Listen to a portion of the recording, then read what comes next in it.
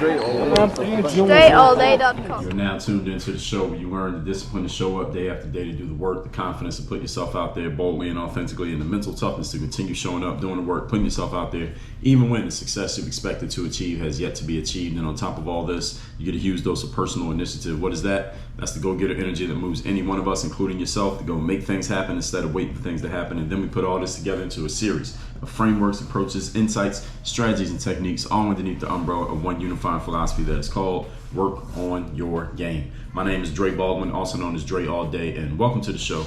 And today's topic, we are getting into I believe this is a 4-part series. 1, 2, 3. Yes, this is a 4-part series on topic is keys to productivity. You want to be more productive. Today, in the next 3 episodes of this show, we're going to lay out exactly how it is done. But before we get started, let me remind you all to have a daily motivation text that I send out free of charge every morning to everybody in my text community. This message is guaranteed to have you focused, sharp, and on point to start your days. If you would like to receive that message, all you got to do is text me at my number. Let me know you want to be getting it. My number is 305-384-6894. And every morning when that daily motivation text goes out, you shall be receiving that message. Secondly, Work on Your Game University. That's the place where you get to work with me directly. That's the only place to be coached on me. That's the only place you can get into my live coaching calls. The only place where you can get your questions answered by me, where you can get insights from me that will replace your questions with better questions. I know you got some questions, but I got better questions than the ones you have. Trust me. That's why I do what I do. Join Work on Your Game University by going to workonyourgameuniversity.com. That link and the number to my daily motivation text are down below in the show notes in the description to this episode. Now, getting into this subject. First of all, let's get a clear definition of the word that we're talking about here. If you're familiar with my work, you know language, vocabulary matters a lot here. I want to make sure we're all on the same page talking about the same thing. So definition of productivity is to cause a particular or result or situation to happen or come into existence. It's actually definition of the word produce, because if you look up productivity and it just says being productive and then you use the same word, the definition doesn't quite make sense. So while I am an advocate of effectiveness over productivity, effectiveness means you are actually getting to your outcome, whereas productivity means, as the definition says, causing a result to happen. You could cause a result to happen, but it's not actually getting to your goal, because your result might be something that's not even what you want. So while I am an advocate of effectiveness over productivity, as long as we are clear on what effectiveness looks like, as long as you know what it means to be effective for you, then being productive is a good idea. Now, if you don't know what effective is, you don't know what your goal is, then you don't want to just be productive just for the sake of productivity, which is a trap that some people fall into, especially entrepreneurs who don't have, oftentimes, many entrepreneurs don't have anyone kind of fact checking, so to speak, the work that you're doing. But assuming that you have that in place, based on that assumption, let's talk about productivity. That's what we're going to do today. And in the next 3 episodes of this show, again, we're going to go over the keys to productivity. So we're going to give you, I believe we got 12 total points here. Let's get into it. Point number 1. Topic, once again, is keys to productivity. First thing you can do, everybody. Number 1 key to productivity. All of you can start doing this right now. And actually, everything I'm going to share with you over these next 4 episodes of this series, you can start doing immediately. Number 1, pay less attention to what other people are doing. You want to be more productive. Number 1 thing you can start doing right now. This is especially important for those of you who are on your smartphones a lot. Especially those of you who are big social media consumers, not producers, but consumers. Pay less attention to what other people are doing. This will increase your productivity levels immediately, and it should increase it dramatically. Depending on how much time you spend paying attention to other people's stuff, your productivity will go up a lot.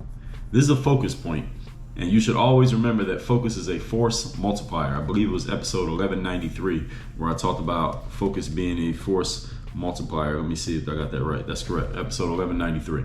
The more and the longer you can be focused on anything, the stronger your force of output will be in that thing.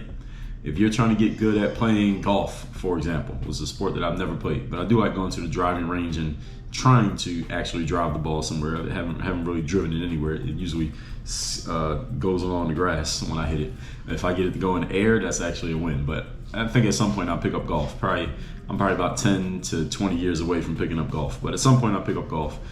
The whole point is, if I was a golfer and I want to get better at golf, the longer I practiced golf, I'll probably get better at it. Why? Because I'm focused on it. If I focus on, when I focused on playing basketball, the longer I played basketball, at least as long as I had some kind of idea of what the hell I was doing in my practice, I got better at it. Anything that you focus on, you get better at. The longer I do this show, the better I get at it. Episode 1193 was Focus as a Force Multiplier. That was 1193, so let's just call that 1200. That was about 1400 episodes ago, roughly. So I've gotten a lot better since I did episode 1193, even though episode 1193 was pretty damn good. I was already 1,193 episodes in when I did that one. So imagine how good I'm going to be another 1,093 episodes from now, as long as this show keeps going, moving forward. So the whole point is, focus is a force multiplier, and the less focus you are given to other people's stuff, well, guess what you'll have? More available focus to put on your stuff, which means, in theory, you should get a whole lot better at your stuff because you're giving a lot more of your focus to you instead of giving focus to other people's stuff. All right, does that make sense? So the less attention you pay to other people's affairs, the more attention you'll have left over for your stuff, which by default means you'll probably get better at those things. The more your brain power you put on anything you do, the better you get at it, because the brain is the most powerful tool known to man. So you put your brain to something, you probably will do it a lot better if you're not putting your brain to it, or if you put more of your brain to it.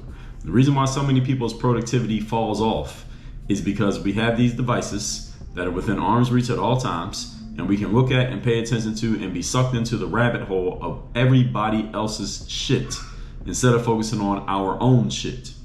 This is why focus is now, these days, focus is more of a skill rather than a luxury or some random human attribute. Focus is a skill. Being able to focus on your stuff is a skill because it's not something that just comes naturally. 30 years ago, it would have just been natural for you to focus on your stuff because it was hard to find a distraction. You had to go look for a distraction 30 years ago. Nowadays, you don't have to look for a distraction. It's already right there in front of you. So back then, the skill was going and finding a distraction, or not the skill, but the work was going and finding a distraction. The work today is staying away from the possible distraction. So the equation has flipped. Moving on to point number 2. Today's topic, once again, is we are talking keys to productivity. This is the first of a 4-part series. Number 2, the same things the same way every time. This is something that I covered in episode 2013. This is about process and systems, which is something that I talk about a lot with anybody who I work with in Work on Your Game University, and it does not necessarily have to be a business owner. You want to have processes and systems. I don't care if you're a school teacher, if you're a maintenance man, you're a social worker, a librarian. You want to have processes and systems for what you do at work and processes and systems for what you do at home. For example, if you know that every day you got to be to work at a certain time, but you want to get a workout in before work or after work, or you want to make sure you eat a good breakfast, or you make sure you spend a little bit of time with your kids or with your dog before you go to work, you should probably put a process or a system in place such that you can make sure you get that time in with those people or things that matter to you every single day the same way, at least with the same time frame, so that you're not showing up late to work, or you're not missing out on those things that are important to you. You put a process in place. Why? Because you're going to do it the same way every time anyway. You need to do it every time. Anything that you do repeatedly, anything that's duplicatable, where it's going to happen over and over again, you want to have a process in place for that thing so that you're not continually trying to figure out, well, what do I do now? What am I going? What's my next step? What can I now? I got this much time. How can I use it? Or what's the next thing that I can do here? The time that you spend contemplating and figuring what to do is costing you time. It's costing you time while you're thinking about it. You might as well take that time ahead of time and think about it, plan it out, and then just execute every single time. Then it becomes habit, it becomes routine, and it's much more likely that it happens consistently when it's a habit or routine driven by process. Remember that structure creates discipline, rather than you just figuring it out on your own every single time. Even though you may be a very smart individual, why not give your brain a rest? And instead of trying to figure out what to do every time, when you know you're going to do it every time anyway, why not just put a process in place so now you don't have to think about what to do? Isn't that just a simple concept? I think it's a simple concept. Maybe you don't. You let me know. If you don't think that's a simple concept, text me and let me know. I'll give you an example of this. And this is pre-entrepreneur days. So 2006, I was working at this gym called Philadelphia Sports Club. And they have multiple locations in the city of Philadelphia. At the time, I was still living in Philly. This was the last year that I lived in Philly before I moved out. That's where I'm from, by the way, for those who don't know. And I was living at these apartments called Presidential City Apartment Complex, right on City Line Avenue, right off of the 76 Schuylkill Expressway. And the location that I worked at for Philadelphia Sports Clubs, shortened to PSC. Same company that runs New York sports clubs, Boston sports clubs. I think Washington, D.C. has them, Washington Sports Club. Same company. They call it Town Sports International. They had a location downtown in the Society Hill section of Philadelphia. That's the one I worked at. And this one had, the gym and the pool and all that, but it didn't have a basketball court. But PSC had a different location that was in Chalfont, PA, a town that I had never heard of in my life. And I'm from Philadelphia. I've never heard of Chalfont. But they had a bigger facility with a lot more space, because the one downtown is like, you got to nudge it into all these other buildings that are around there in the downtown area. But this one in Chalfont was out in the suburbs. Again, a town that I never heard of, and I'm from Philly, and I've been to a lot of places. I've been damn near everywhere around Philly. I've never heard of this town. But they had a location out there that was like by itself. It was no buildings around it, a whole bunch of grass, and no big-ass parking lot. Big facility. This is a huge facility. So it had indoor swimming pools, indoor jacuzzis, it had tennis, it had 2 full basketball courts, it had upstairs and a downstairs, it had everything. Anything you could name that could go in the gym, this location in Chalfont had it. Now, because I worked for the company, I had access to all the locations. I had to physically get to the location. Here was the challenge. I had to be at work at 8 o'clock in the morning. So for me to get to work, it was either 8 or 9, I don't remember what time. But anyway, here's what I figured, because I wanted to use that gym so I could work on my basketball skills, because at this time, even though I'm working this full-time job, I had every intention of getting back into professional basketball, because at this point, I had played some pro ball, and I had been in Lithuania, I had played for this traveling team in the USA, and I had been in Mexico. So after I came back from Mexico and Mexico was done, I went and got this job at Philadelphia Sports Clubs. And that's when I went and moved out of my parents' house, finally got into Presidential City, and this is where I was living when I had this conundrum. I want to use the basketball court. I need to have time to work on my game. At the same time, I got to be at work at a certain time every day. So let's figure this out. All I did was just reverse the process. I did a reverse breakdown of this whole process. So I got to be at work at 8 o'clock. For me to get from Chalfont, PA to Society Hill in the downtown section of Philly was about an hour drive this is at rush hour, so I had to be at work at 8, so I think I would have to leave that gym, let's say 7 o'clock. So it's right before rush hour. If I gotta leave the gym at 7 o'clock, that means I need to start, and I'm working out before this, so it's not like I'm just hopping out of bed. I'm gonna leave the gym at 7 o'clock. To get to work at 8, that means I need to stop my workout and I gotta shower and then get dressed starting at 6:30. That gives me 30 minutes to shower, get cleaned up and get dressed, which means I gotta stop my workout at 6:30. The gym at this Chalfont location of PSC opened at 5:30. So if I can get to the gym at 5:30 on the dot, start my workout, I can get an hour workout in, finish my workout, shower, change my clothes, get dressed, drive, and be at work at 8 o'clock on time every day. So for me to be at that gym in Chalfont at 5:30 on the dot, mind you, I'm living at City Line Avenue, so you don't know the geography of Philadelphia, and most of you probably don't. For me to get from where I lived to Chalfont at 5:30 in the morning, I would have to leave my apartment at about 4:45. This is about a 45-minute drive just to get to that gym. Even at 4 in the morning, it was a 45-minute drive. So just to give you an idea of the distance of where this gym was at. Maybe a good reason why I didn't know what Chalfont was, even though I'm from Philly. And I've been all around the greater Philadelphia area in my 24 years up to that point. So for me to leave the house at 4:45, I was going to need to wake up at 4 o'clock in the morning. So wake up at 4 in the morning, leave the house by 4:45, and I had to get all my stuff ready and all that. Leave the house by 4:45, be at the gym at 5:30, be done my workout for an hour, be done my workout by 6:30, be cleaned and dressed up in my business casual work clothes so I could drive to work, drive back from Chalfont to Society Hill, be at work at 8 o'clock. That's what I did. And that was not all of, but a good amount of 2006. The whole time I was working at Philadelphia Sports Clubs, actually about half of the time I worked at Philadelphia Sports Clubs, I did that. And then what happened is I started waking up a little bit later because, did I wake up a little bit later? Actually, I can't even remember if I woke up later. What I know I did is I got a gym membership at a different gym that was not connected to the company I worked for, and it was called the Aquatic Rehab Fitness Center. And this is another very big facility. This is right outside of where I live. So it's about 2 minutes away from my apartment. in this town called Ballard. So any of you knows Philadelphia, the city, this street that I lived on called City Line Avenue. It's called City Line Avenue because that street was the line between, you are technically in Philadelphia where I live, and you are technically in this town called Ballard. And Ballard had this gym. So I joined that gym and paid for that gym membership, even though I had access to a gym for free, simply because it was a lot closer. So what was I doing here, folks? You follow my work, you know what I'm doing. I was buying time. I was buying time so that I didn't have to have that 45-minute trek to the gym. I could have a 2-minute trek to the gym. I was willing to pay money to save 45 minutes of time. So then I started working out at that gym. My first YouTube videos of me just doing workouts were recorded in that gym in Ballard. And this was, again, 2006 going into 2007. So any of you want to know where I got the habit of waking up at 3:45 in the morning? The genesis of it was me doing this out of necessity because I had to be at work at 8 in the morning. I need to get my workout in. I'm telling you all of that to say this.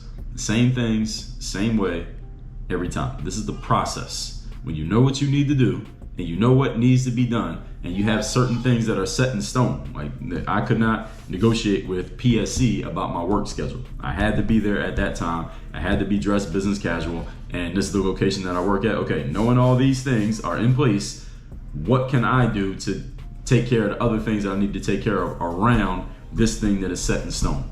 So it's actually good sometimes, folks, when you have things that are set in stone, because now those are non-negotiable. Now you got to make sure everything else fits around that. So it actually makes it easier for you to make decisions because you don't have so much freedom to play with. You got to work around what's already there.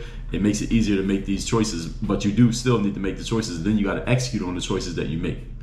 So when you do the same things the same way every time, you allow one of the strongest forces of human nature to start working on your behalf. You know what that strong force is called?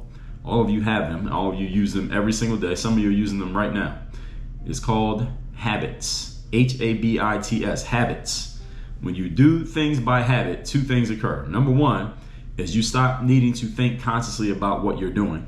Number two is that when you do things involuntarily, and you don't have to pause to figure out what happens next, because human nature, your habit, will take over and things just happen instantaneously. So I didn't have to think every day, what time am I going to wake up tomorrow? I already knew what time I was waking up because I knew exactly what my process was. I knew exactly what I needed to do. This also connects to, because some of you might be wondering, well, Dre, I get what you're saying. It sounds great, and you're all motivated and determined and all of that stuff, and I'm sure it turned out great for you playing basketball and all that, but I don't know about getting up at 3:45 in the morning, Dre. What about that? How can somebody move themselves to want to do that, even if it makes perfect logical sense? How can somebody move themselves to wake up 3:45 in the morning? Let me answer that question. If you read my book, The Third Day, you already know the answer. If you have not read that book, this is why you don't know the answer. You should get the book by going to thirddaybook.com. The book is free, by the way. Just cover the shipping. The link is down below in the description. The answer is what we call anchors. You have to decide in your life, when it comes to any kind of discipline, what do you want strongly enough or care about strongly enough that you are willing to go through some things that may not be so comfortable for you in order for you to get them? Was it comfortable for me to be waking up at 4 o'clock in the morning to go to the gym?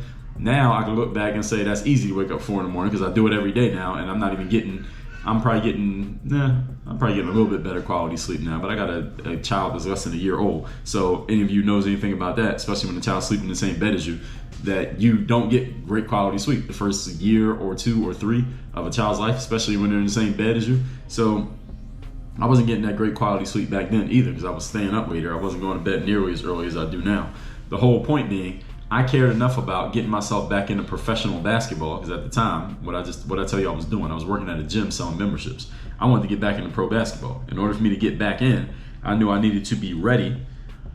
If and when that call came, I needed to be ready to go out and perform and play on the court. Right? So which means I need to keep working on my game and staying sharp. So when an opportunity came, I'd be ready to take it.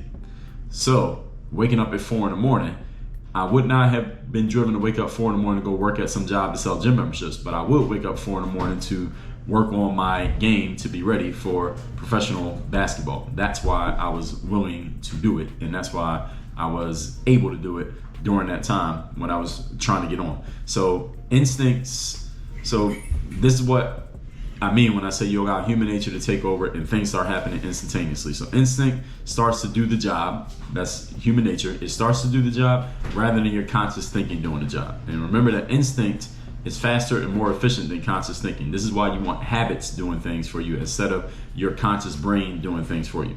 So think about the last time you tied your shoes, for example. Did you have to think about how to do it? Probably not. This is why successful businesses have standard operating procedures, also known as SOPs, so everybody knows exactly what to do and everybody does the same things the same way every time, up to the point that they don't even have to think about what to do and how to do it because they do it so often that it becomes normal. You as an individual should have your own SOPs for yourself. Some people call these principles. I'm one of those people. You'll be a lot more productive and a lot more efficient in that productivity when you have clear principles and clear objectives and clear processes for what you do. Your principles, your SOPs, as things that are strong, hard held, hard in place, etched in stone beliefs, those are called principles. When it comes to the things that you're doing, we call those processes, just to make sure everybody's clear there. Because processes can change, principles do not change. Point number 3. Today's topic, once again, is we are talking keys to productivity. This is part 1 of 4. Number 3, set routines and allow nothing to break them. I just explained this to you. I knew I need to work on my game every day and keep myself basketball ready, even though at the time there was nothing happening in my basketball career. If you could even call it a career at that point, because there was nothing happening. But I had a routine to keep working on my game, and I was not willing to break that routine for anything. This is a discipline point. And again, what moves you to be more disciplined? Having the anchor. And I'll talk about this in my book, The Third Day. Get it at thirddaybook.com. What do you care about enough that you are willing to be disciplined in order to get it? I cared enough about continuing to work on my game so that when the call came, I could get out of the thing that I didn't want to do, which is working at that job, and get back into what I did want to do, which is playing ball. So I hope you're noticing how each of these points so far relates to something that we talk about all the time here at Work on Your Game. Routines build habits. And routines are simply structures of what you're going to do over and over again.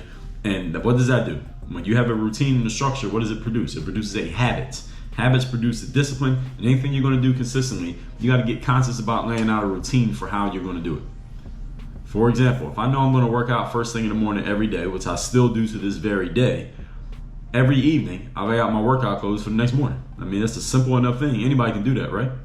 Along with the rest of the clothes that I'm going to wear that day. So the clothes that, if you're watching this on video right now, and if you're not watching on video, take my word for it, I do have clothes on. If you're watching this on video, the clothes that I'm wearing right now, I laid these out yesterday because I knew this is what I was going to wear. Why? Because I know I'm going to put clothes on every day. So why wait till the morning to figure out what I'm going to wear? Why not just do the work ahead of time? You do the pre-work. We call this doing your homework. All right, any of you remember being in school and you had homework? All right, doing your homework in this sense is actually something that actually has a real result and there's real substance behind it. It's not just busy work just so the teacher can feel like they're making you do something. I talked about doing your homework in episode 1925, by the way. And every episode in the history of the show is listed and you can listen to it at workonyourgamepodcast.com. So every time I travel, for example, I have a checklist in the Notes app on my iPhone that tells me everything I need to pack in my suitcase. So that way I don't forget anything. Because you don't want to be on a plane like, damn, I forgot to pack something. And now you got to go find it or buy it or do without it on the trip. I got a checklist. So I know every time I go to the airport to catch a flight, I know I have everything I need because I got everything on the checklist. The routine of the list is doing all the remembering for me. So I don't have to use my conscious mind to remember anything. You follow what I'm saying here? So this is what I mean when we talk about setting routines and not allowing nothing to break them. It doesn't just mean the stuff that you do yourself. It's allowing other things to work on your behalf. Use the tools that are available to you. All that said, let's recap today's class. It's part 1 of 4, keys to productivity. Definition of produce is to cause a particular result or situation to happen or come into existence. This is all assuming that you know what effective means for you, meaning what is the outcome you want. Assuming you know your outcome, these are the ways to be more productive. Number 1, pay less attention to what other people are doing. This is a focus point, and the more focus you accrue and allow to be available, let's say, make available for yourself, the stronger your outcomes will be because focus is a force multiplier. More focus, more force. Number 2, same things the same way every time. This is about process. When you do the same things the same way every time, you allow habit to take over, and habits are involuntary. They connect to your instincts, and they are faster and more efficient than your conscious thinking. So give your conscious thinking a break and allow habits to take over. And number 3, set routines and allow nothing to break them. This is a discipline point. As long as you have a strong enough anchor, you will be willing to be disciplined, even if it's something that you feel like you may not be capable of doing, or it might be very uncomfortable for you. When your anchor is strong enough, doesn't matter how uncomfortable something is, you'll do it anyway. So routines are simply structures of what you're going to do over and over again. Anything that you do consistently in your life on a daily basis, a weekly basis, monthly basis, or you only do it once in a while, but you do it the same way every time you do it, put a process in place for that thing. It'll make it a lot easier for you to do it consistently. All that said, tomorrow we're going to go into part 2 in this series. I'm going to be first to tell you, but before I let you go, daily motivation text every morning. You want to get it? Text me, 305-384-6894. Second, Work on Your Game University. Only way to get coached by me, only way to work with me directly, go to workonyourgameuniversity.com. Work on your game. Dre all day.